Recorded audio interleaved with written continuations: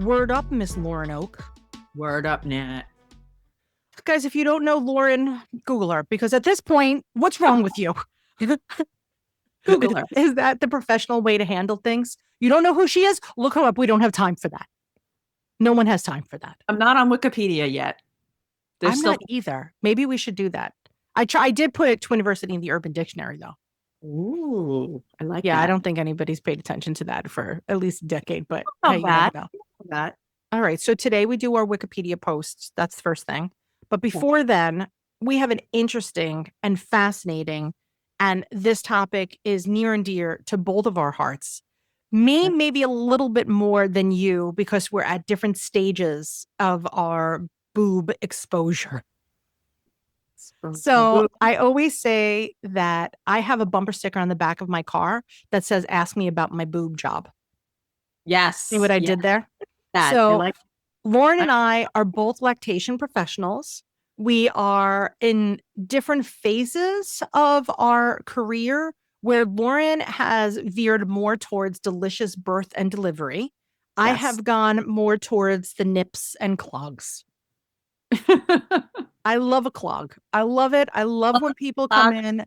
I do, genuinely. I love when somebody comes in with super clogged ducts and I clear them out within 45 seconds and I seem like a freaking goddess.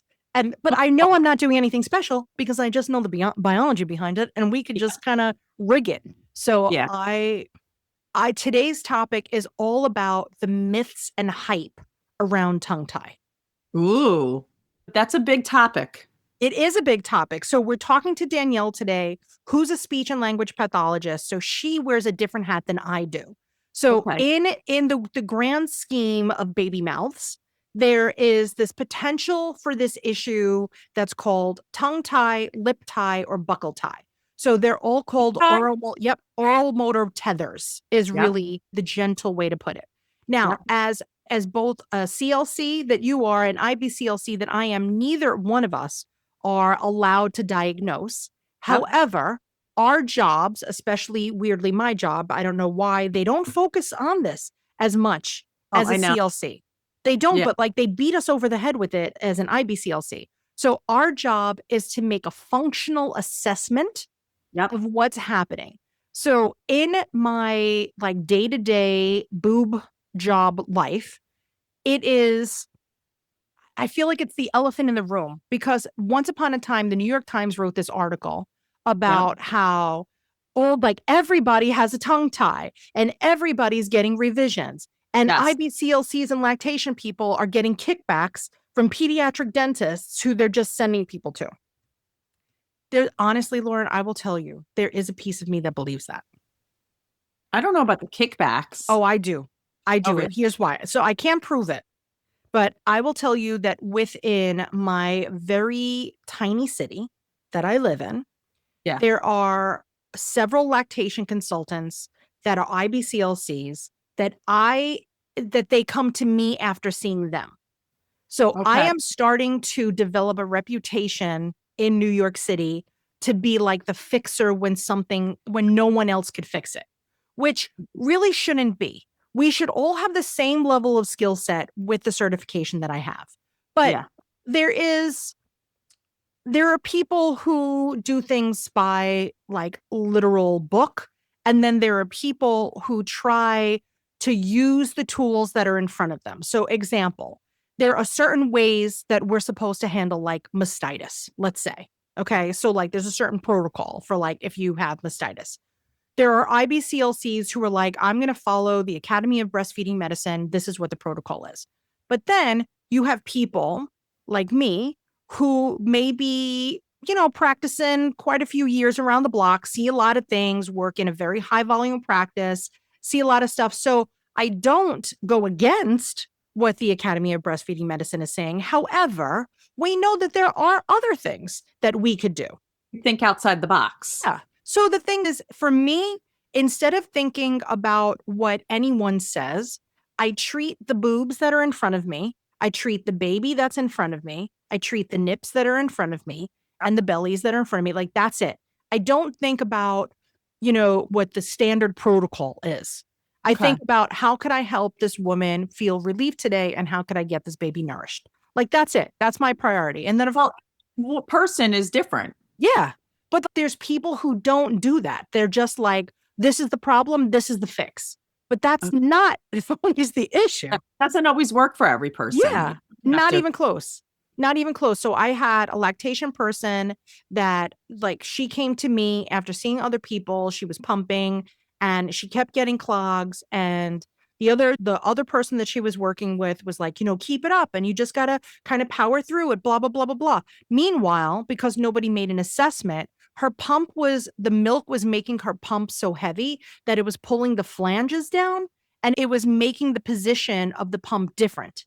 So this is like, but this is what I mean about how we have to treat the boobs that are in front of us, whatever. But going back to tongue tie and why this whole story is important is because there are IBCLCs in the city that I am getting their clients and I am getting their clients post tongue tie revision. Okay. And the revision didn't work. No. Yeah, it happens a lot. It does happen. It does happen. Girl, we have a podcast from last season or the season before because my years are in a mush.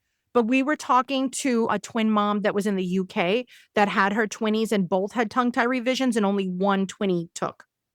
So like there's things that you have to do. And then also I've discovered in my city, which this is, by the way, it's just enough with the hate mail. Just like email me, whatever. I'm going to throw it in the garbage. I'm not dismissing the hate that I'm getting in this weird closed off IBCLC society. I don't understand why we don't work together as a family. And of course, I'm not putting a blanket over everybody, but I've never seen an industry that's bigger on gatekeeping more than this one. I don't understand it. It makes no sense.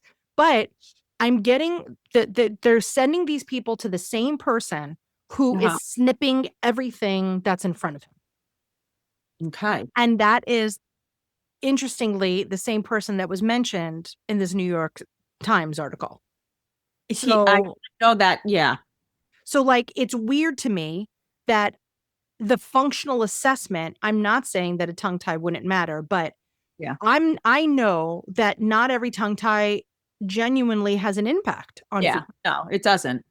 So I may see it, but like, I'm not going to say anything until we perform our functional assessment and see, do we get transferred? Do we have all this? But because of this article and because of kind of now this like stigma and hype and whatever behind it, this has become a hot button topic. So when I had the opportunity to speak to Danielle, I was like, okay, wearing your hat as a speech and language pathologist, like, tell me about this.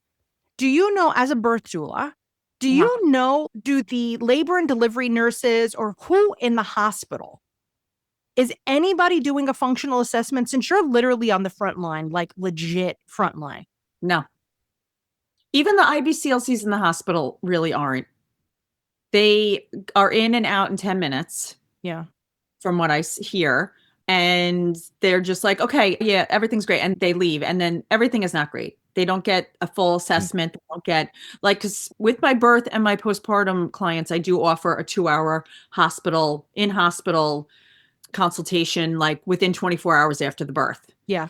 And there for the birth, I'm trying to work on it like immediately, after we do skin to skin and the golden hour and all that stuff. So it's different. And I've noticed a difference in the clients that definitely do have my 2-hour in hospital and their journey. They have a better, like a more positive one experience versus, they come home after 3 days and then they're like, well, I wasn't really pumping. The baby wasn't latching. This wasn't happening. Yes. Things, we've lost 72 hours already. Yeah. So I don't think, I think there's also the myth that when your milk comes in is when it matters. I think it's important that we educate everybody in our orbit that your milk comes in alignment with the size of your baby's stomach. So when your babies are born, like I'm going to hold it up. So if you're watching this on YouTube, you see, but like, this is how big your baby's stomach is. I have a ton of cherries here at my desk, legit, for this specific reason, because I try to explain to people that when you have colostrum, how much milk does it actually take to fill up this little cherry, right? Yeah. So when people don't use what they have, it definitely could put a little hindrance on getting the next level, like leveling up your And milk. if the baby does have some sort of an oral tie, it will also hinder it. Like they can't take that, they can't transfer, can't take that milk, Yeah.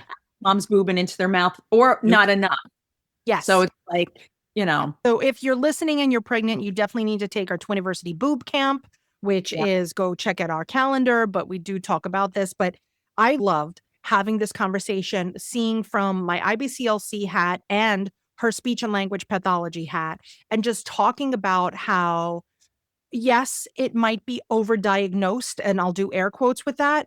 However, it's not always an issue. And when is it an issue? And what do we do about that? And how do we fix this? So are you ready to have like a tongue tie conversation with our Miss Danielle? Absolutely. All right, girl. Here, without further ado, here she is.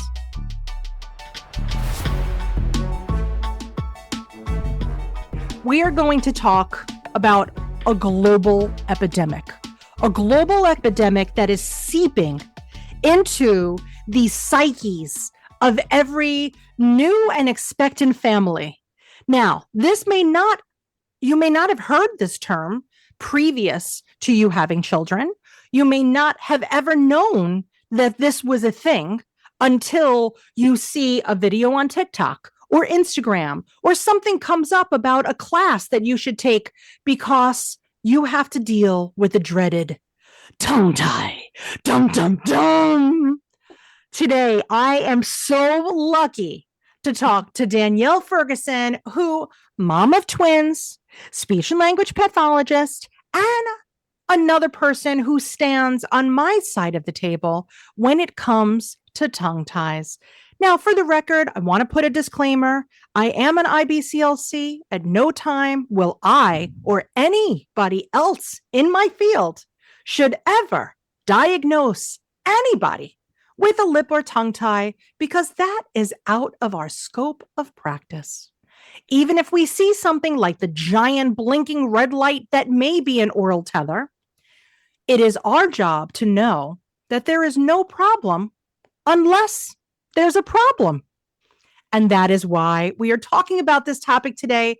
Danielle, thank you for joining me. I am so happy you are here in the rage fest that will be a tongue tie discussion. Thank you for playing with me.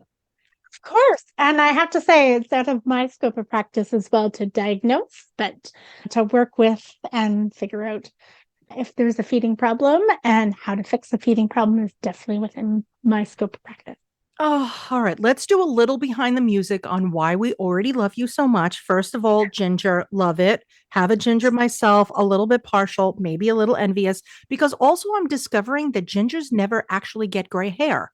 They kind of go from ginger to like a lighter ginger. It's true. I was really bright fluorescent ginger as a kid, and I have 3 gingers. Oh my goodness. my son would say that's gingers. Between the smelly feet and the high pain threshold, that's a lot in the house. So yes, for those of you that don't have ginger knowledge, we probably should have a whole topic. We should probably have a whole podcast just on how unique gingers are. But yes, but today we will stick to our tongue tie. Now, Miss Danielle, tell us a little bit about your family and tell us a little bit about specifically your twinnies. Yeah, so I have an oldest who's 3. And then I have 4-month-old monodi twins. So they are identical. Oh, that must be fun. And they're the gingers too. So wait, you got them and you're older. They're everybody's a ginger. Wait, is everybody's your hubs too?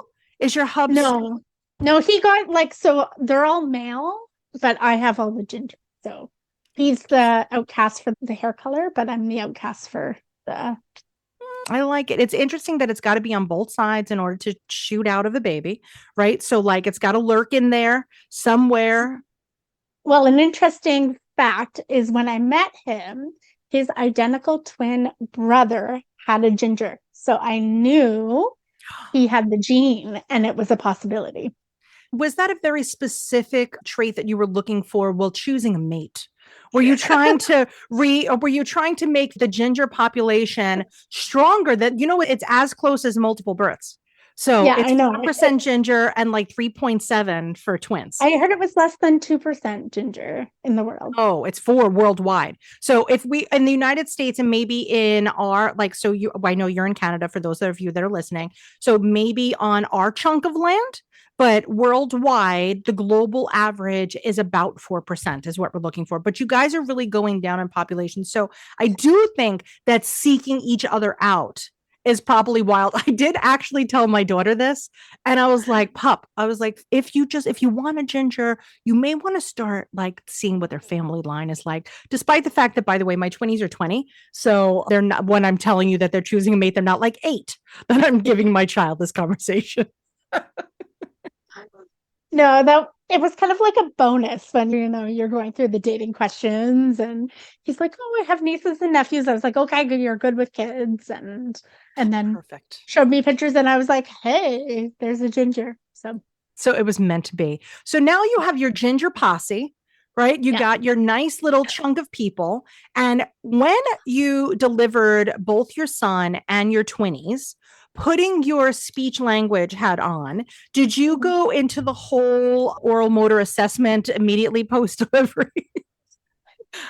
Yeah, I may have gotten my finger in their mouth to check their palate and make sure there was no cleft palate. And I knew a lot about breastfeeding and bottle feeding ahead of time. So making sure they got on the boob immediately, looking at the latch, looking at, all of the things, the different sides, because there's the different structures of the face initially, and then the infants grow. So the mandible, which is where your chin is a lot smaller in an infant, but I'm looking at all those different things and how they You can't help yourself. function.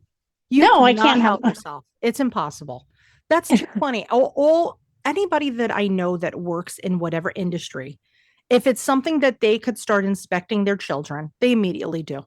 I think I would do the same thing. And by the way, I do that too. Now, like I look for a little oral motor assessment for even like strangers' babies, and they're not even my clients, but you can't help it. You're just like, I know this thing. I'm going to look at this thing. Well, and even I know I have a really fast letdown. So, all 3 of my kids, getting on, and then they'll start doing the coughing, sputtering. I'm like, oh, they're aspirating on my breast milk. And I'm going, what positionings do I need to help them deal with this fast flow, or it takes them off the top if it's been a while and I'm really engorged. So I'm doing all those tweaks and adjustments with them. You got to do it. Listen, this is our life. These are our babies. We can only do better when we know better. As I say 1,000 times, that's my new mantra, which truthfully, because I have so many people that say, oh, I wish I would have known. And there's going to be people that are listening to this podcast and they're going to say, oh, I wish I would have known. Do not worry about yesterday. There's nothing we could do about yesterday. We could only affect today and tomorrow. So let the past go. Let it go. Although, by the way, I'm the worst at taking this advice just first. So if you can't do it, know that I'm with you. But when it comes to any oral motor dysfunction or any dysfunction of our children whatsoever, we could learn, and only we make improvements starting today. Okay, so let's talk a little bit about what tongue tie is, what these words mean, and let's not even worry about how they could affect us. But could you tell us with your hat? I could always pull up, like I do have the actual description ready to rumble, but what is a tongue tie? What does that mean? How could we see it? What the heck is it? And why is everybody losing their marbles about it? So we have what's called, the technical term is a frenulum, and everybody has that in their mouth. So you have these connective tissues between your tongue and the bottom of the mouth. You also have frenulums between your lip and the gum. And sometimes we have what are called buccal frenulums that are between our cheeks and the teeth. And these are normal structures that everyone has. And there's a variability that everybody has in how thick it is, how stretchy it is, how much you can see it. And so some are a little bit thicker, some allow your tongue to go a little bit higher up, some are a little bit tighter. And so that's kind of where the tongue tie piece comes, is diagnosed. And so up here, we often have dentists diagnosing the tongue tie. when it is so short that the tongue cannot elevate all the way to the roof of the mouth, creating the contact between what we call the palate, which is between the mouth and the nose. So if you put the tongue to the roof of your mouth, that's your palate. So that would kind of be the definition of. But Danielle, everybody has 3%. Everybody has frenulums, yes? Yes, every single person has frenulums, and they all look different. So there's a huge variability in how they look. It is funny to me that sometimes people will come to me and be like, Nat, my baby has a tongue tie. I could see it. And I say, okay, what could you see? Tell me what you see. And I'm like, okay, first step, everybody has that. So if anybody goes in the mirror right now, right, go to your mirror, open your phone, do a selfie, take a look. If you lift your tongue up, you're going to see a line that connects from that's attached from your tongue to the bottom of your mouth. And then also, if you flip your lip up and flip your lips down, you will see that you have lines there too. Some of us, especially the older in life, I feel like they got a little thin and maybe they're a little bit more pushed back, or maybe people who, I don't know if talking could have released my frenulums way too early because I never shut up. I don't know, but I know that I still have that there. I could feel it with my tongue. You could feel it with your tongue, especially your upper lip. It's really simple, but we all have them. Yes. And it's only a problem if there's a problem. And that is what I need people to remember. Yeah. And same thing. The odds of you actually needing a tongue tie release are actually smaller than the odds of you having multiples. Just to put it into like relation to how common this is. And I am very frustrated on this side of the table because the amount of people who are quote unquote diagnosed with a lip or tongue tie that then end up having so much anxiety over this that it actually prevents a whole other process from occurring. So Danielle, when you were an exclusive breastfeeder. And by the way, for anybody listening, this isn't a breastfeeding conversation because tongue tie could also have an effect when it comes to feeding, period, point blank. It doesn't matter if it's a bottle fed. It doesn't mean if it's a boob fed. It like syringe feeding, I think might be, and cup feeding might be the only issues that your tongue tie may not affect. But in general, and it actually could because swallowing is I was going to affected. say you need those to swallow. So you need, so any syringe, any type of swallowing in general, it would affect. Yeah. Yes. But the issue comes where there are so many other underlying conditions. And a lot of times when I work with a population where I'm working with a whole lot of underlying genetic conditions, cerebral palsy, and all these other things that can cause or be the underlying cause of feeding challenges. And sometimes that's the first red flag that families are seeing. And if we're jumping to it's a tongue tie, then we're maybe actually missing some other huge pieces for these families. And they're not getting the help that they need immediately because we're like, oh, it's just a structural problem. When no, there's actual muscle weakness. There's a genetic component going on. The structures aren't formed properly, or they don't actually have the neurological control of the muscles, that they're not doing that breathe, suck, swallow we expect of infants in the correct way. So I want to give a challenge to all of our listeners right now. What I want you to do, Danielle, you're included, okay, in this. Okay. I want everybody to close your eyes for a second, and I want you to swallow. Okay, swallow once. We're going to swallow 3 times. Now, the next time I want you to swallow, I want you to feel the placement of your tongue. Okay, be very mindful. And I always tell people close their eyes to put every sense that you have in your body, put it into your mouth right now. Okay, and now swallow again and feel how your tongue moves. So you can feel that there's this movement. Now, when your last swallow, I want you to swallow and I want you to feel where the rear of your tongue is. And it's funny because we've been swallowing since we're born, yet I could tell you how rare it is that people actually ever pay attention to what their tongue does. So how could we know what our baby's tongues are supposed to do if we don't even know what the heck our tongues are doing? So one of the best things that I do and why I kind of put my clients through this is because with a tongue tie, there's multiple places that your tongue could be tethered. There's the very front, which is very like superficial and we could see, but there's also a whole rear piece. And if you felt on that last swallow, the rear of your tongue touches the rear of your mouth right before you kind of close up shop and take that big swallow. And so when it comes to a lip and a tongue tie, I always say, okay, so what they said a tongue tie, what part of your tongue are we talking about? Right? Do we see it like when the baby's crying? Do we have like a little heart shape on their tongue where we know that it's pulling in the front? So there are so many things. And as an IBCLC, I'm also looking at the shape of a mom's nip when a baby comes off, or there's so many things that I'm looking at, but I think we all should know what the function of our tongue is, and our tongue being maybe quote unquote typical. Right? Like this is what our tongue does. We should all know what's going on in our baby's mouths before we start worrying about anything else. Right? So that is why I like that. Do you ever do that with your clients to be like, hey, recognize what's in your body before we even look at this child?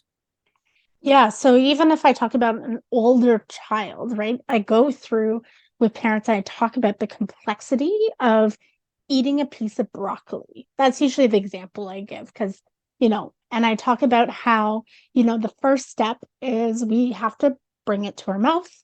We have to take a bite. And that's not just, we have to actually grate our jaw. So you're going to take a bite differently for a piece of broccoli than you will an apple, or you will for a thin slice of cheese. Your mouth will open at different amounts. And you have to know the force and your brain knows how much force you need to bite through that piece of cheese or that broccoli, because it's going to be different. Then our tongue has to bring that piece of broccoli, and it has to be the right size too. So that's another whole component of that, and bring it over to your molar area to chew. And while you're chewing, you also have to know how much force you need with your jaw. And you also have to keep your tongue moving to the side to keep that piece of broccoli in the mouth. It's quite a complex movement. Mm-hmm. Then you have to keep it we call it a bolus. So kind of that little ball of food in your mouth that's now all chewed up.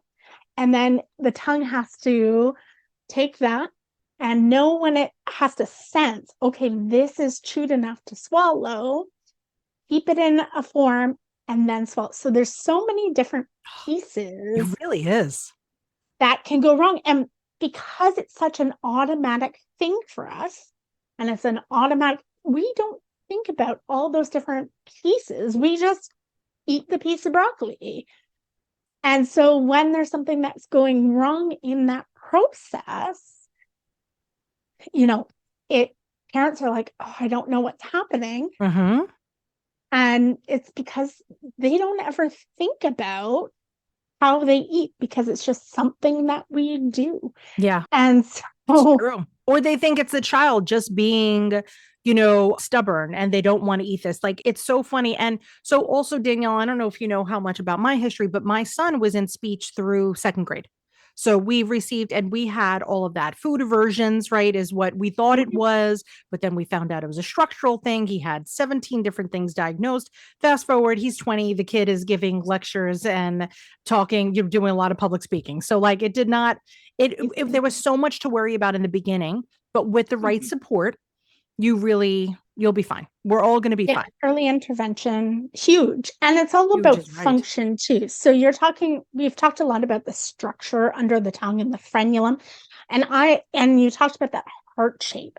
I've treated kids that have that full heart shape. And then I watch them eat or I watch them speak and I go, there's nothing actually wrong. Mm-hmm. So we have all this variety of structure, and you can look at a tongue and say, okay, that looks really tethered.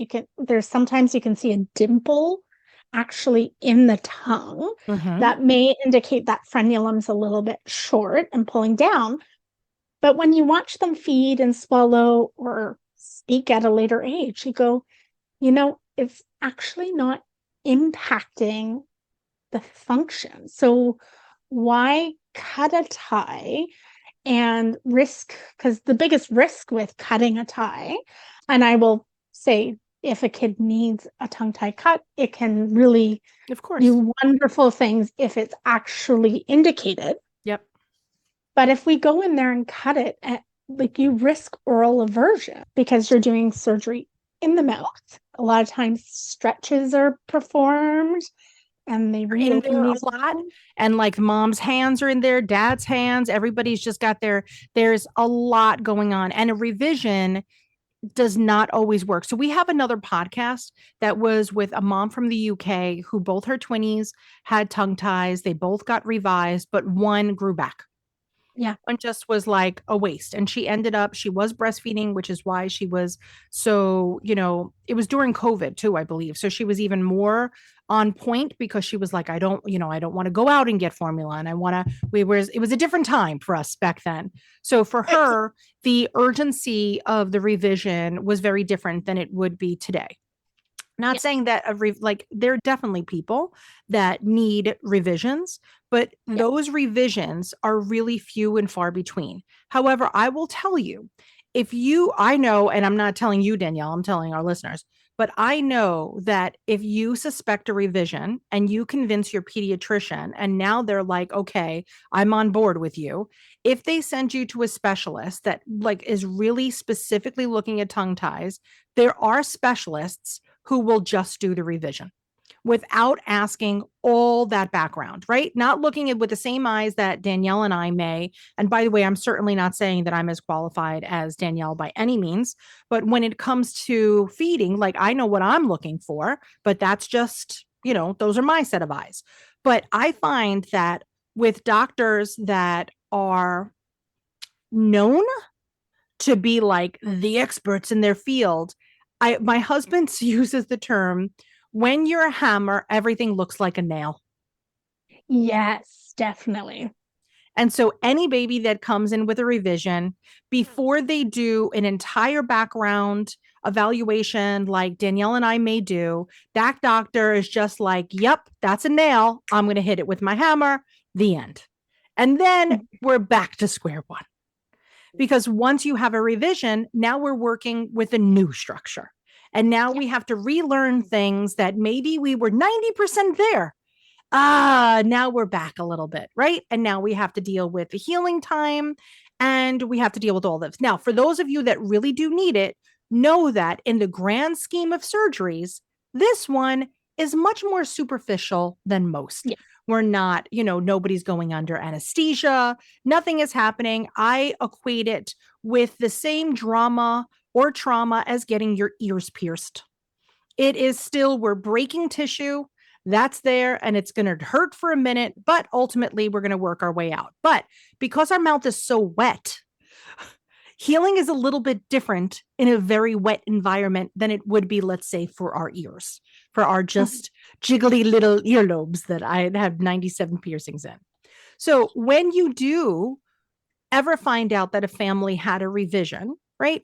Do you ever, after finding out, okay, this is why I know you did this. Do families ever come to you after that and then say to you, but Danielle, it's still not working? This is still not happening. And how do you deal with that?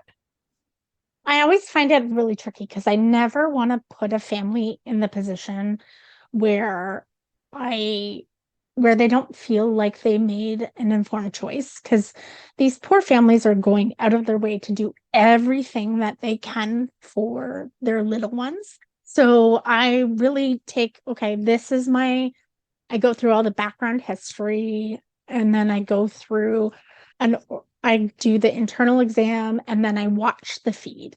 And so I really go from, okay, this is what I'm seeing. So whether it's the tongue's not lateralizing, it's, the jaw grading, there's lots of things that I can see that are not working for that child. I go, this is what's not happening now, and this is the skill we need to learn, and this is my plan of treatment. So I don't ever want a family to feel bad about the tongue tie.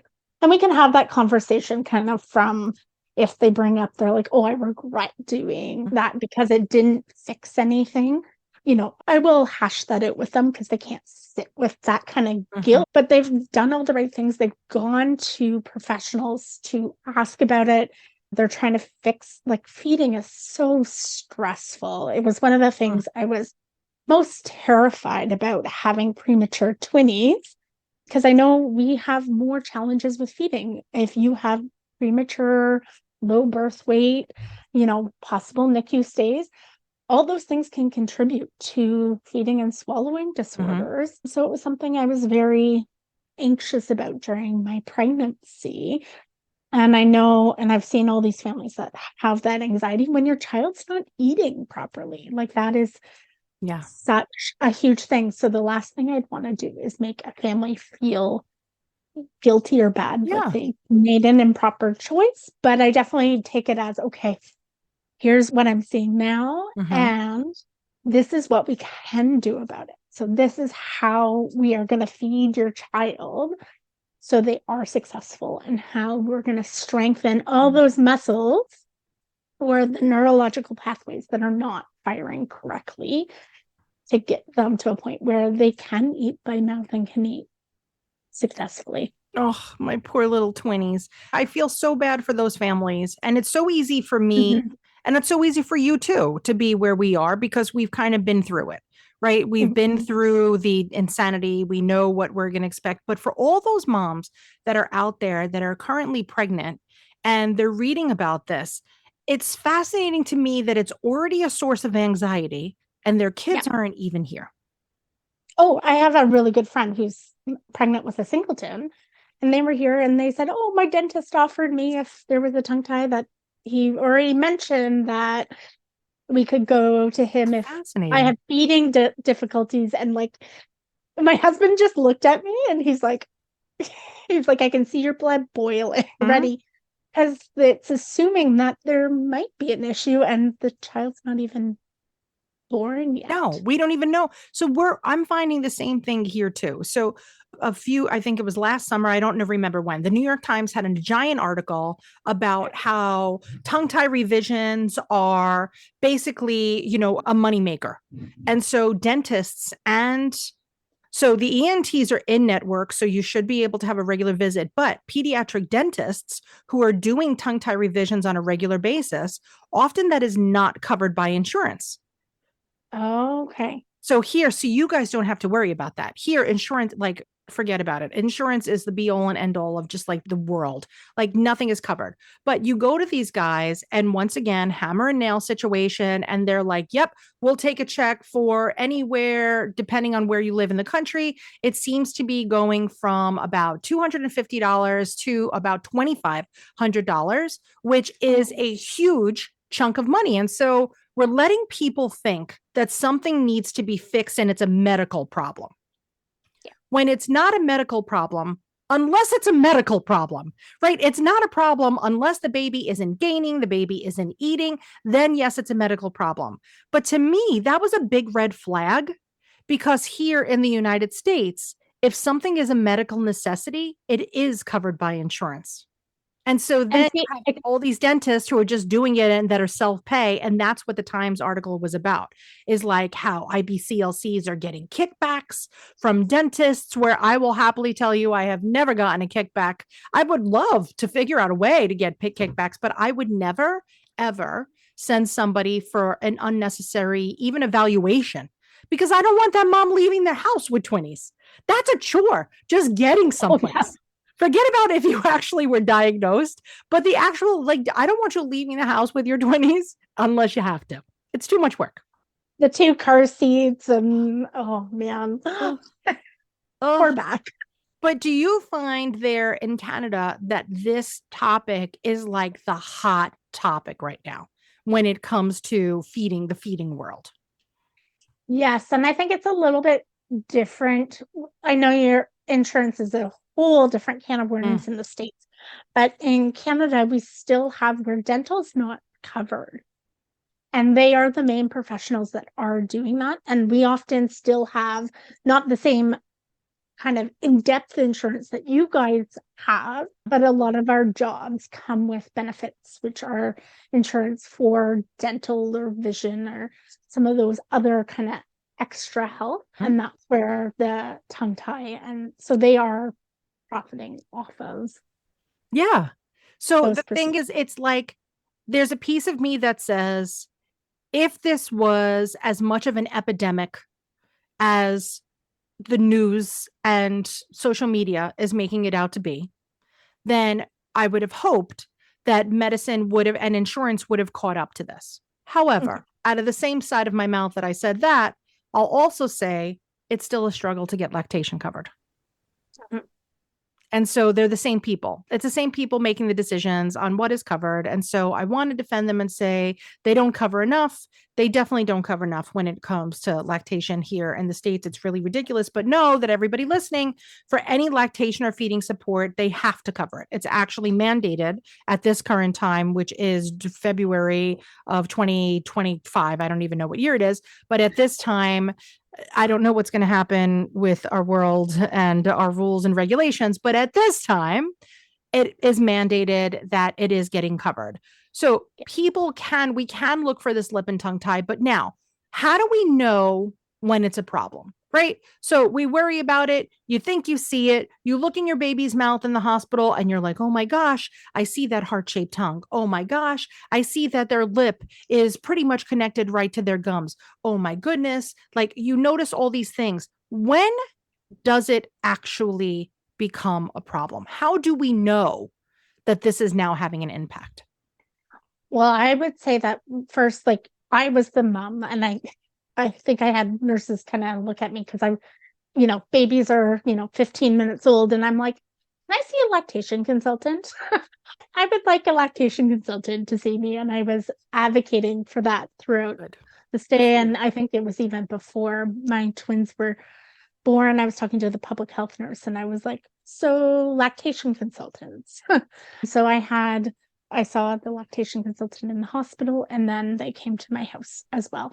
And I think if your child is having any feeding issues, explore all the options and look at function above structure. So have that lactation consultant.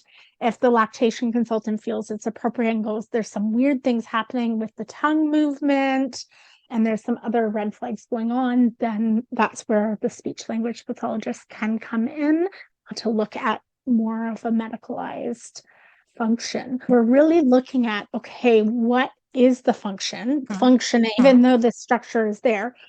Or is there likely something else going on underlying that's causing the feeding issue? So can we do a better positioning and it resolves? Can we, take some off the top and then all of a sudden, if a mom is a big producer, can we change, if you're doing bottle feeding, can we change the nipple? Can we change the position that the infant is in? And, there's some compensatory bottles too that, they don't have to get that kind of perfect tongue wave motion. They just have to compress on the nipple to chomp. They chomp and they get it. Just the chompers and they eat. So it's true. Or, I do the cup drinking or syringe and I look at some kids and I'm going, you know what? I need to refer them on for feeding tubes and those other things that we don't love, but to get them the nutrients they need. But the underlying issue is, neurological and not. And let's send you to a neurologist. Let's send you to a geneticist to figure out why I'm seeing what I'm seeing when it's not necessarily just a structural thing. And I think that's the big thing, is going, okay, is it functioning correctly? Then don't do anything. Are there different compensatory things we can do until they have the strength to feed? Do we need training wheels? Wheels? What's going to happen? So things that I'm looking for with my eyes, I'm looking for clicking. The clicking is a big one. So whether you're clicking, you hear a baby clicking at a bottle or clicking at a boob. So clicking is one sign that something's going on there. And by the way, this isn't even just a sign for a lip or tongue tie. These are just signs. So the other I was going to say, because clicking could mean the flow is too fast. It doesn't necessarily mean that, like, my babies click when my letdown happens. Because they had to go. They had to catch up. They do. I have a fast flow. I have a fast letdown. That's just how my boobs work. And so, especially when they were preemies, like they were premature, there was a little bit of unlatching and stuff. And I was like, oh, that's coinciding with my letdown. Yeah. The rest of the feed's going well. Like I had the lactation consultant in and I said, okay, let's work on different positionings. Yep. So that gravity is working in my favor. So I'm not drowning them. Yep. But it's not a structural thing. No, but a lot of times people think it is. They're like, okay, this is what this means. And by the way, when I'm saying things that we're looking for, these are also things that everybody's telling you that you need to look for on social media, right? So clicking. Yeah. The second thing is if milk is spilling out of the side of the baby's mouth. Right. Yeah. So they're like, these are all things. And so this isn't just me and Danielle saying these are things we have to look out for. These are things that people are coming to me with and saying, I saw this. I have to call you. I'm worried we have a tongue tie. Right. So milk spilling out of the baby's mouth, a lack of transfer, a baby eating at boob, and then the mom still feeling super engorged when that baby comes off. Babies not pooping. Right? If babies are at breast exclusively and they're not pooping, what's going on here? Because with nutrition, we typically do have waste. And so we're looking for that. So there are a lot of different things that we're looking for. But even if I see a lip, a tongue, a buccal tie, if that baby had a delicious weighted feed, if that baby has a click, but there's no freaking problem that goes along with it, there's not a problem unless there's a problem. Like these are like, I have mantras, right, in my practice. And here at Twiniversity in general, these are words to live by. It doesn't matter if you think there's a problem. If there's no clues telling us that this problem is a problem, then it's not a problem. And what I had a set of twins that I saw for feeding once, and I just thought this might be helpful because I remember the mom saying this is the most helpful thing, is that everybody is so different. They were fraternal twins. Yep. And I saw them and both kids were normal, but she was comparing the two. So we have this huge range of normal. And I was looking at the son and he was way ahead of where he should be for his age. And the other child was just typical. Right on point at typical. And so so that's something that I definitely want parents of twins to be aware of is, you cannot help but compare the two. Mm-hmm. And if you have this big difference between your twins, say, is it because there's a problem with one, or are they just both on different places of the range of normal? Which is typical. That's typical. It's the twin monkey wrench is so much more challenging when it comes to feeding or really anything in life, because it's hard to not compare them. It's very hard, especially for you with your IDs. Like that's a lot. Me with my fraternals, they were visibly different. So it was easier for my brain to register that they're two different humans. But for those of you that even have same gender twinnies or identical twinnies, there is like a little brain fart that occurs that tells us, well, if one is doing it, the other should be doing it too. Oh, it's true. But right now, my one identical loves to sit and practice sitting. Like he's not sitting independently by any means. And the other loves tummy time. And so they have definitely different strengths when it comes to like that gross motor. And one's closer to sitting and one can stay in tummy time and almost move. And Danielle, I always said, if we combine my twinnies, they made one perfect person. Like they both had such great strengths that I was like, if they could just both do this, that would be exceptional. But that's not the way that Mother Nature works. That's just not, we don't have carbon copies. I would love to clone myself. If anybody has any information on that, please let me know. But just because they're twins, they are not clones. Even if they are identical, they are still not clones. I do not care what anybody says because it's also temperament. You can't clone temperament. That's Oh my impossible. goodness. My husband and his identical twin are so different. People always ask me, can you tell them apart? And I'm like, yeah. Like I really love his brother, Scowl on but their face. there would be no, I would never date his brother ever. So it wasn't just the looks that you were attracted to. It's the whole package. And That's they're it. just so different. Yeah. Oh, Danielle, honestly, we could literally talk about this for days. Like, that's not even a joke. I am positive that if Danielle and I had limitless time, we would then, because I mean, I know so many more things that I want to tell people, but I want to leave everybody with this. It's not a problem unless there's a problem. Yeah. How do you convey that to your clients, Danielle? I have the benefit of being like in the room with them. And, I have that bottle and I go, here, just turn it slightly and look, the dribble stops coming out the side. Or I say, okay, that's not working. I'm hearing the clicking. How about we do an inclined side lying position? And this is how you do it. Oh, look, it's improved. And so this is how I want you to feed your child. And those are like simple compensatory quick fixes. Or if a mom's breastfeeding, like I have a mat in my office and let's try side lying and get you down there and see if it's just a flow issue.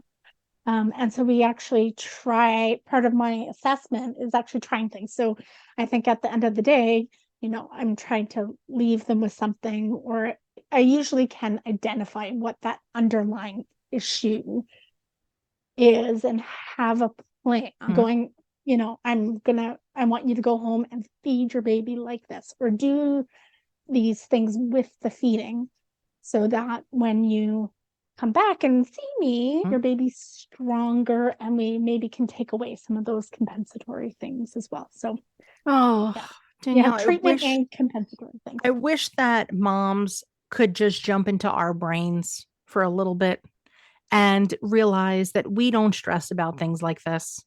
They shouldn't stress about things like this. They should let the professionals stress about things. When in doubt, yes, speak to your doctor. Yes, be an advocate for your child. Be an advocate for your children if it's both twinnies that you suspect something's wrong. But in general, try not to worry until there's a problem, because it's a useless emotion right now. So for everybody, if you currently are suspecting that one or both of your twinnies have a lip or tongue tie, are they feeding? Are they pooping? Are they growing? How's their percentiles? Have they dropped off the percentile cliff? If none of that is happening, then you don't have anything to worry, and you need to just bask in the glory that everything is okay. For today, we'll worry about tomorrow. But for today, you got through, and every day the sun rises. If you did something wrong yesterday, you get a whole new opportunity tomorrow, whether it's to fix it or break things again, like I like to do sometimes, just for fun. You never know. You never know what my mood is going to be, but you are okay. Everybody is okay. And if you're worried, then see an ENT, an ear, nose specialist, and throat specialist before you go to a pediatric dentist. I think an ENT would be my first stop for a lip, tongue, or buccal tie. That would be the first place that I would go. Also, that would typically be covered by insurance. So at least you had your first evaluation with less money taken out of your pockets. I think I would say to go see a lactation consultant first. Oh, thank you. We approve. That's what I told my friend. I said, go and see if there are some other things that are the underlying cause. Yeah. So, and if there's other things you can do, and look, feeding is magically better, and we don't have to go down that surgery road. One of the crazy things about going from being like a lactation counselor with my CLC to my IBCLC, I honestly think the biggest difference was taking that anatomy class. Like, so with when this is worldwide, is that we're required to take a certain amount of college credits. So even if, like, let's say you were an actress in college, my theater degree, I do not have a theater degree, but I went to culinary school. So kind of, I say I'm still in the feeding world. So I'm still in the restaurant industry, just pre-restaurant is where I am. But with feeding, it was none of the college classes that I actually took in my college time, not that I would remember any of that, had anything to do with feeding. So an IBCLC is required to take an anatomy and physiology class, are required to take more nutrition classes. We're required to take more biology classes. We have to take more psychology and infant development classes. So it is a lot different. They do make you jump through stupid hoops, the IBCLC commission, but it was worth it, because I would say from like just my clinical practice for a bazillion years of working with twinnies, there were things that I learned just from those college courses, like specifically looking for an anatomy class of infants. It was really eye-opening. So those were all things that you did because you knew that this is what you want to do, right? Me as a little old lady having to take these things for the first time, it was very fascinating. And IBCLCs in general, which is why I would say CS before you go to an ENT, we're continuously evolving. And so because of our continuing education is very specific about a mouth, where an ENT has to do that, but they're also looking at your ears and they're looking at your throat and they're looking at all that other stuff. Not saying that it's not good, but we're like mouth specialists and feeding wackadoos. That's where we fit in. I think why I suggested that is that you look at the function of it first. Yeah. And, and you talk about the hammer and chisel.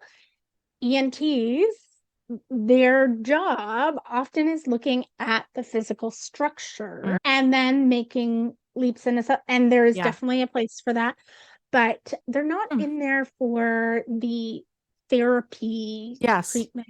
They're not evaluating a feed per se.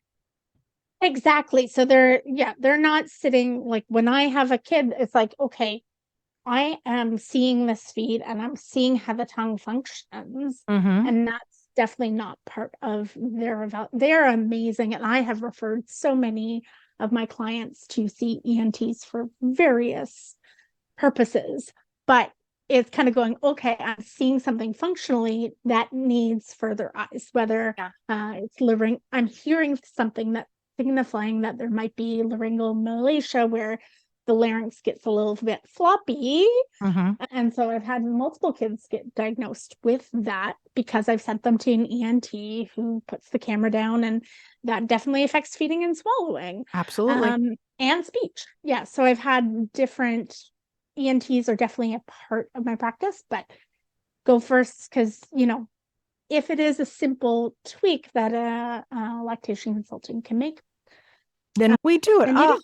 Danielle, I wish that everybody could be as chill as we are and realize there's nothing to worry about. So I don't think I've ever been called chill in my life. You're chill today.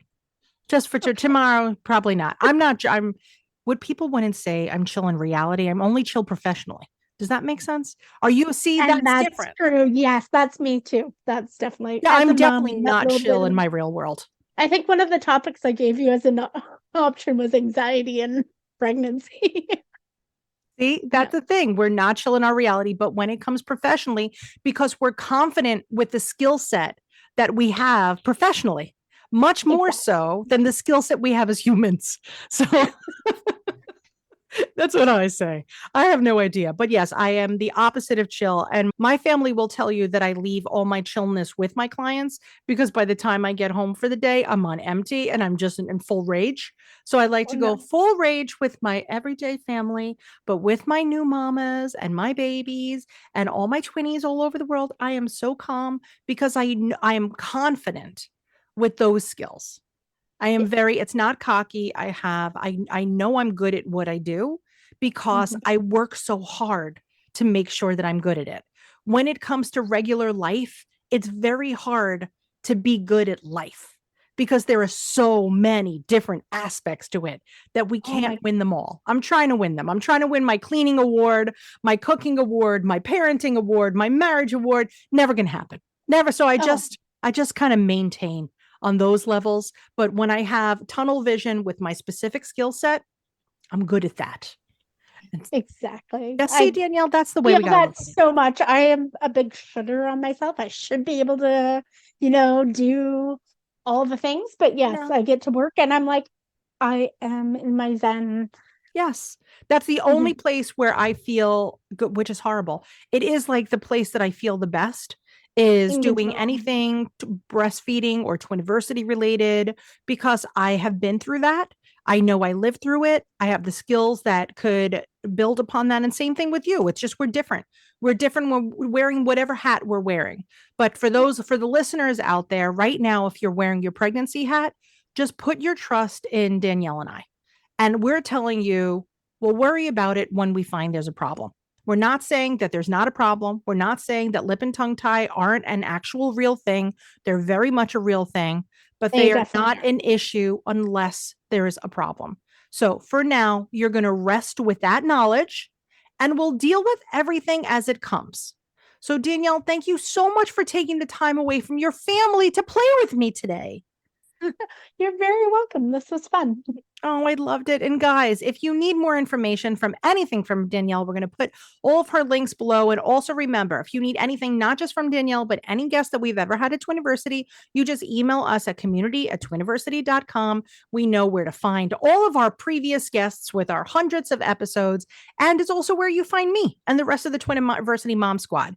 If you don't feel like emailing us because you're like, that was too much to remember, well, you know our name is Twiniversity. You could slide into our DMs on any social platform, and we have people that monitor, like the Twiniversity Mom Squad literally monitors every platform multiple times a day, because if you are in distress and there is something that we can do to fix it, we will. So until next time, guys, thank you so much for listening. As always, like, subscribe, blah, blah, blah, all that jazz that everybody else says. And please do not forget that do not stress, because right now things are good. Your reality is you're healthy, you're happy, you're listening to me and Danielle. Everything is good. We'll worry about the rest later. And until then, see you later, alligators. Thanks for listening or watching, however you're digesting this today. See you later, kids. Bye.